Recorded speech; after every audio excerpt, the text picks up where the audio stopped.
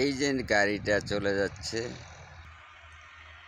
এই যে এই যে বালুর ট্রাক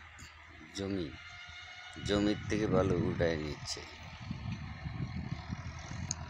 ওই যে লোকগুলো দেখা যাচ্ছে, এরা এই বালুগুলো ট্রাক দিয়ে উঠায় নিচ্ছে।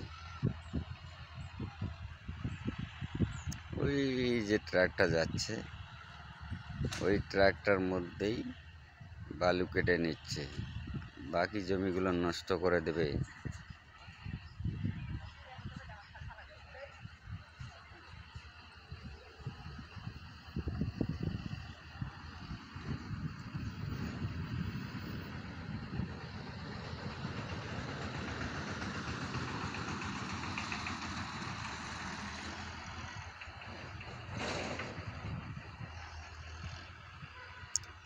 ভূমিদস্যুরা এখন পর্যন্ত বালু এবং জমি কেটে কেটে নিয়ে চলে যাচ্ছে, নিয়ে ভাটায় দিচ্ছে এবং জায়গায় জায়গায় দিচ্ছে, দিয়ে এরা বিক্রি করে খাচ্ছে।